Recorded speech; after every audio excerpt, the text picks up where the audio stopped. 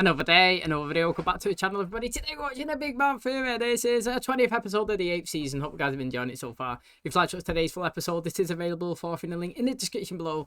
Just clicking it, put a password in, and enjoy. So this is my third episode of the day. I absolutely love doing this sometimes. Just sitting down, relaxing. Raining outside, nothing better to do. Just getting in and enjoying the show. And obviously, seeing you guys' comments and all the videos and reading through them all always makes it better as well. So, good stuff. Last episode, we had obviously Howard clean out his mother's garage. He's seen something that he really wanted. Obviously, it was a prop from Doctor Who. Basically, he wanted to put it in the house. Obviously, his girlfriend Bernadette, his wife, whatever, she didn't want it. Basically, it was choose your fighter. Penny was selected for Bernadette, Raj was selected for Howard, and it was a ping pong off. Whoever won got to choose what was happening. You know, Raj ended up getting manipulated and twisted, and basically Bernadette was like, look, mate, if you let Penny win, then I'll give you this, and how cool would it look outside your apartment? Then obviously he started playing, and we got Amy on Howard's side, and it was like, maybe, mate, if you won, imagine how good it look in your bedroom and get Sheldon there.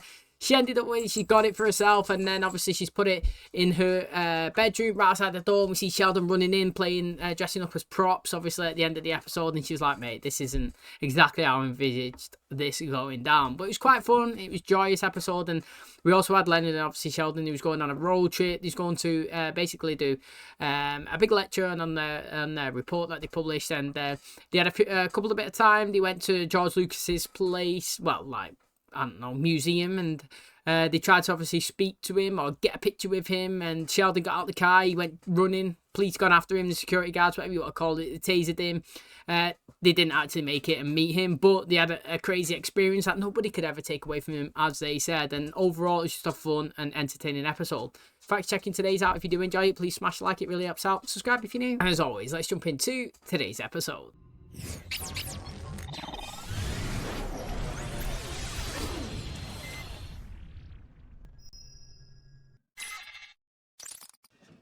Settle this. Those little animated pictures on the internet, are they called GIFs or GIFs? G, so I say GIF. What? The guy It who is a GIF. invented it says it's GIF. I'm sorry, do you mean the guy or the jai?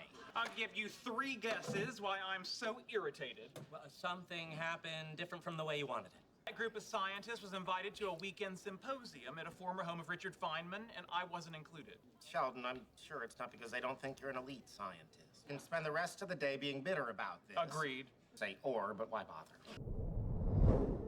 Hey, Raj. Hey, I got you a little gift. Oh, that's a lot of Girl Scout cookies. You know me, I'm from India. I can't resist children begging.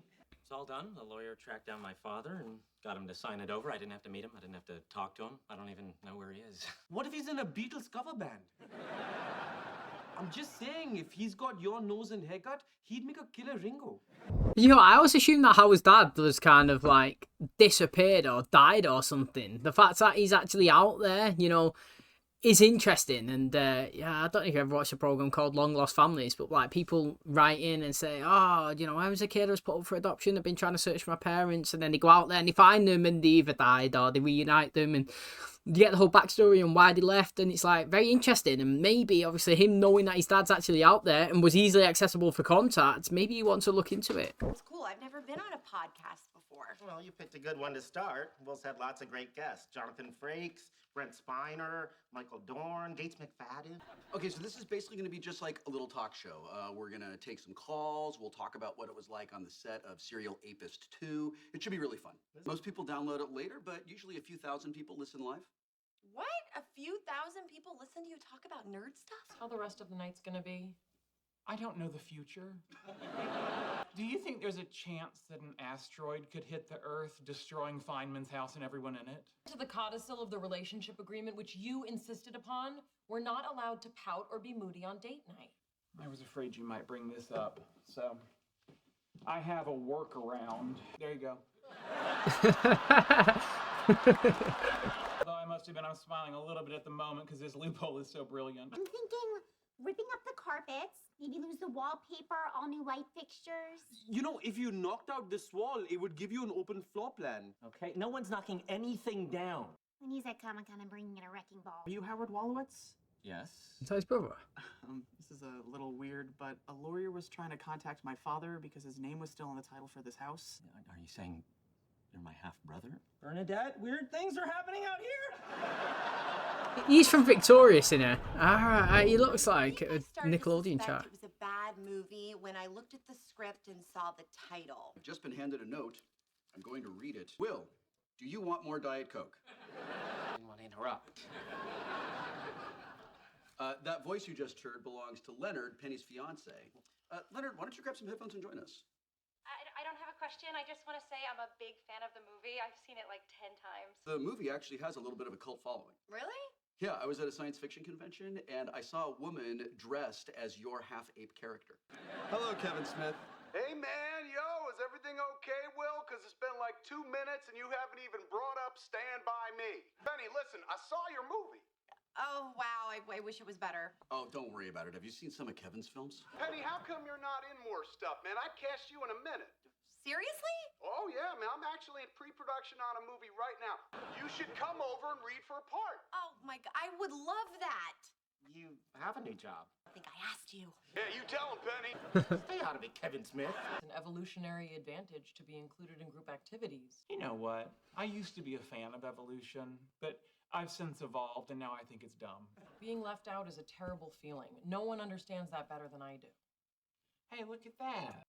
Even in your example, you're all by yourself. Just picture them all right now at Feynman's house, probably discussing Schrodinger, and at the same time not discussing Schrodinger. There's nothing I can do about getting you invited to the symposium, but if you wanted, we could build a fort. Isn't that a little juvenile? Juvenile than this? Blanket, you Google how to have childlike fun. Hey, Josh, what do you do? I'm studying oceanography down in San Diego. Oh, how nice. Finding Nemo. Enough chit-chat. How do we know you are who you say you are? You're in a Beatles cover band, and you need Howard to replace your dad as Ringo. Something smells fishy. And not just because you work around sea animals. That actually sounds interesting, and I'd like to learn more about it. Shows up out of the blue, and now I have a brother? My father has another family? All right, I got you back. To point out, this wall just provided a lot of privacy. I believe my brother's an astronaut. That's amazing. What was it like? Listen, dude, it's time for you to hit the road. the young man asked a good question. That would actually be pretty cool, wouldn't it? Imagine finding that out. For those of you just tuning in, we are listening to a really fun fight between my co-star. No, we're not fighting. We're just having a conversation. Between my co-star from Serial Apis 2 and her fiance who doesn't believe women should have dreams. What is the harm if I audition? Well, what if you get it? I don't know. I make a movie. We could become rich and famous, win an Oscar, a Golden Globe, and live an incredibly wonderful life. From a Kevin Smith movie. Oh, I'm hanging up now. Thanks a lot. I'm just trying to protect you. How many times did I see you get your heart broken trying to make it as an actress? I'm always excited for you. I'm excited that you found this new job where you're making decent money. Decent? I make twice what you make. Wait, twice? I went to school for half my life. I have a doctorate. I'm still paying off college loan. Will, can we just turn off the podcast for a little bit? For those of you at home, I am shaking my head no. The thing is, though, right, is that not... I'm not on Leonard's side. Like, I'm not picture side yet. We'll analyse it a little bit later. But, like, from what she just said there, that she makes twice as much as Leonard, is that not a sign on Leonard's side to say you should stick with what you got right now, then? You know, obviously, it's great to be in a film and get rich and famous, but, mate, if we're both making X amount of income, this is a fat wage, you know? Like, we're going to have a great living when we... you know, start a family together with the income that we're providing. You know what I mean? Like, that is a positive in Leonard's argument if he was to have a fight for not to go and do the acting. Do you know what I mean? Because if he could be like, look, we can afford this, or I can afford to live here and you can afford to live there, and I know the cost of it, so I know how much X amount in the bank that we have extra as savings or whatever. We're going to be financially stable, have a nice big house, be able to provide for our kids, we can go on vacations. The money that we make now can give us a life that is stable, comfortable, and we don't have to worry about bills. I understand that acting is something that you want to do, but obviously these are the benefits of this. You know what I mean? Like I said, I'm not picking no sides. I'm just saying, like, him finding out how much he actually makes could kind of benefit his argument in not to quit that job.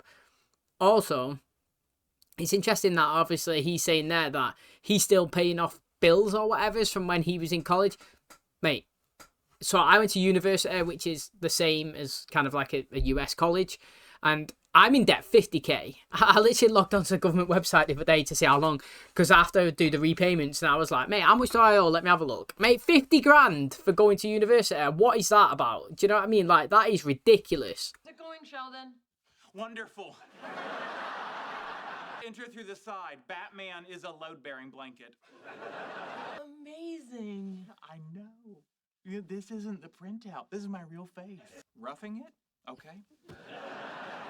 This must be how Leonard feels. Surprised you could hear me with this thin mint in your ear. Anyway, I should probably get going. Howie, have you noticed how often people say that when you start to do magic? I've always dreamed of having a brother to play catch with. Hey, I threw out the first pitch at an Angels game. He did it with a robot. You had sex with a robot? That's not what she meant. But technically, yes. All this money, where is it? In a safe place. What does that mean, under your bed? No, it means a diversified portfolio of stocks and bonds. I'm not overly conservative. I'm young, so my guy said I can afford to take some risks. Great is this? Well, I'm begging you, just please turn that off. And we're back. Look, would it make you feel better if I did something dumb, like sneak out of work one day to go audition for a Kevin Smith movie? That would be great, thank you. A moment ago, you were dead set against Penny resuming her acting career, but now you're all for it. Is it fair to say that she played you like a violin? Yes, it is, Will. Was the robot sexy? It was actually just a mechanical hand. That's all you need, right? You are my brother. Fort Ticonderoga, Fort Sumter, and Fort Cozy McBlanket. Over Ticonderoga, because it's got the gold. And McBlanket over Sumter, because it has a higher thread count. 10 o'clock. Night's over. But no, we haven't picked a winner. I'll help you take this down. Well, wait, what if just this once we suspend the date night parameters and you stay later? I could stay really late and we could have our first sleepover. Very well. I will agree to a family-friendly, G-rated boy-girl sleepover. G-rated with a warning for families with babies and toddlers. Do you need to borrow a toothbrush or pajamas? Would it alarm you to know that I hid those things here 2 years ago just in case this ever came up? It would, but you know how much I admire preparedness. How did you know we'd be in the living room? Who says this is the only one I hid? That's actually pretty good. Also, talking about movies, right? When I went to the US, when I think I was 17 at the time, I actually just wanted to go to the movies, and in the UK, it was a 15 rated. So we have like PG 13 or 12A. No, I think PG 13 is the US. We have 12A, so it's like you could be 12 years old, but you got to be with an adult. Then we have 15 and 18. And then, you know what I mean? Like, I think a film was 15 in the UK that I could easily watch because I was 17. But when I went to the US, it was rated R, I think. And, like, they said that I wasn't old enough. And it's like, it's weird. It's like, literally, I could go back home and watch it, but I can't come here and watch it. You're saying I'm too old, but too young. But my country, I'm like, I'm too old. It's strange, the different ratings in different countries. Hello? What is this? We built a fort!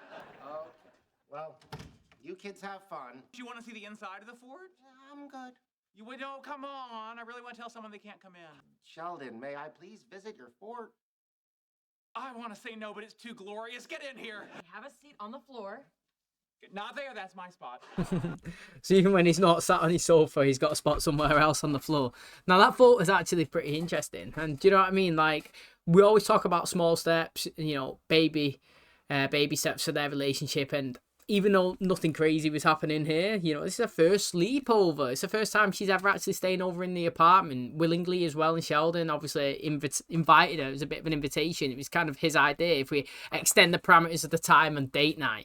Now, obviously, it's mad that she's actually got a timer. It's like, right, 10 o'clock, you know, date night's finished. And Sheldon's usually like, great, see ya. Pretty snide, that, to be honest. But you can see, obviously, they're getting a bit more affectionate with each other. Do you know what I mean? They're more closer, and the fact that he's asked her to stay over, even though it's only going to be in his fort, is a big step. You know what I mean? So, like, if you think about it, 2 episodes ago, he was getting the turtle together, which I don't think they actually done. They ended up having an argument. I think Sheldon actually got his finger bit when he was trying to poke it in the turtle's mouth. You know what I mean? And then, obviously, you fast forward a couple of episodes later, and he's inviting her around to stay the night. Big steps for them. Honestly, it really, really is big steps, isn't it? And then it was interesting, to be honest, the fact that we brought Will Wheaton in, not seen him in a while. Actually, he's a pretty good recurring character, to be honest. Seems pretty friendly. You know, when he was first introduced, I've got to say, I'm not too sure that I liked him, the way he was portraying his character. And obviously, he was like an enemy of Sheldon. So obviously, it made you kind of straight away think, not a fan. But as we progressed and made it that he's friends with them, you know, it's been quite interesting. His podcast is quite good. And obviously, he's got 1,000 people listening to the live show and obviously more people listening online. There's some interesting topics that was obviously brought up and raised, and they had discussions, obviously Penny and Leonard, and I feel like that's something that we need to talk about in a minute in the little final stages of the outro. And you know, I'll be interested to get your opinions on some of the topics and scenarios that they was actually talking about. Okay, that is going to wrap up today's episode. Thanks so much for checking out the channel today. Hopefully you guys enjoyed it. So, big topic, obviously. Penny and you know, Leonard is obviously having a creative discussion, arguing, whatever you want to call it, during a podcast. And it's all become because Penny was offered a role to potentially audition for a new movie that's obviously being produced, and she's all for it. She was happy, she was excited. You know, this is something that she moved to LA to do, obviously to be an actress. And the reason why she's in the position that she's in now is obviously she had many unsuccessful auditions. She didn't really make anything out of it properly. Do you know what I mean? She tried but didn't succeed. But it's not the end of the world, you know. I've said it before, but Morgan Freeman didn't really get big until he was like in his late 50s, 60s, and then obviously he's like a world famous renowned name now that everybody knows. So do you know what I mean? It's never too late to start. And even if you've been going for years, you know, you don't have to stop. It only takes that one moment to find your break. You know, look at these guys here on this show, for example.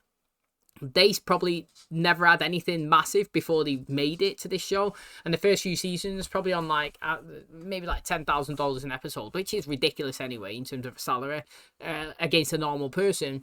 But then if you look at how it progressed towards the very end, he was making $1 million or something, wasn't there? And then he ended up taking a pay cut so he could uplift the rest of the wage for Amy and Bernadette. But just shows that that's great people as well. They got to a point where he was making too much money, and the two characters that was reintroduced, well, like introduced into the show a bit later than them, Bernadette and Amy, you know, wasn't getting the pay that they deserve. Let's be honest, right? I think at the time, Bernadette and Amy was getting like $250K, and like Sheldon and Leonard and that was getting $1 million. Now, they are the bigger stars of the show than these guys, but I'm not too sure that you could actually say that. You know, like, if you're watching the show right now, do you think that, say, Raj has more time on the screen and he has a bigger storyline than, like, Amy? I don't think they do. And to be honest, you know, considering how big their wages got to $1 million, literally sidetrack now, but their wages was on $1 million an episode, and these guys was on $250. I feel like they was done pretty dirty, mate, with the cast, you know, with whoever negotiated the contracts.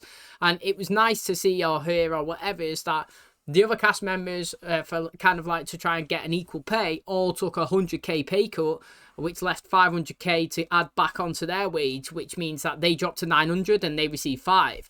But I know it's not double, but they're still kind of on double the wages, which I do think is kind of ridiculous considering how much screen time Amy and Bernadette actually do and how big they are actually on the show. And to be honest, it can't complain too much because I think over the 2 seasons where the pay cut happened and the final 2, there was 48 episodes, which mean they got like 21 million for it with that increase. So, I mean, they're not like scraping for money the way Leonard's saying he is, you know what I mean? So, like, acting can have a big break, and it takes that one role, as we go back to the original conversation, to hit you off that can end all of your worries about financial problems, and it could literally elevate you to where you want to actually be, you know what I mean? So, Penny's got an opportunity. She's excited for it. It's what she originally moved here for, and she wanted to take it. Now, I understand from obviously Leonard's side, he's like, look, mate, you're in a stable job. You're financially, you know, able to do whatever you want, pay for your bills. Don't have to struggle. Don't have to borrow for us anymore. I don't have to lend you things. You could buy your own stuff. You could do whatever you want. You've even got enough money to put in stocks and bonds, which I actually do believe if you're young and you've got spare money left over, then start putting it into stocks and shares, and you can put it in ETFs or bonds, you know what I mean? Maybe safe investments where you can see it progressively. If you don't know anything about stocks, you don't know anything about bonds, you don't know anything about compound interest, yeah, start looking into it now. I don't know. In the US, I think the pension, so here in the UK we have pensions, you know, you pay into it monthly out of your wages, and then obviously your employer has to contribute as well, and then you could get it when you're like 65 or something, and that compounds over the years, obviously. And I think in the US it might be something called a 401k or something like that. It's a similar thing, but you can also invest as well in, like I say, stocks and shares. And if you want to try and become financially stable by the time you're like 50 or whatever's, look at how you can invest and start compounding your money instead of having it sat in the bank. I'm not going any further into that because that's your own choices. But she's making enough money 2 times Leonard's salary, where he's like, you don't have to risk all of this and the financial freedom that you got to go into acting, where for so long you had no success. But at the end of the day as well, as she was saying, like she said, if she could dip out of work one day or have 1 annual day's leave to go out and do an audition, which you may get, then what's the harm in that? And I actually agree with her on that. I agree with Leonard's side, where he's trying to say you're financially stable, you don't need to ruin it or quit your work. But I'm also on Penny's side. It's like, what's the difference, or how hard could it be if I take 1 day off or just skip work for a day to go and audition and maybe get the role? Then I can get 2 times the money. Maybe I could get big. Do you know what I mean? So I'm on her side on that one, and I understand where Leonard was coming from. So that was interesting, and obviously they ended up kind of squashing it at the end, and she kind of manipulating him around, and he was, in the end, like Will Wheaton was saying, is it fair to say she played like a violin? And she actually did, didn't she? But that was interesting. It's a pretty good episode. Hopefully you guys enjoyed it. If you did, please smash a like. It really helps out. Subscribe if you're new, and as always, I'll catch you in the next one. Cheers, guys.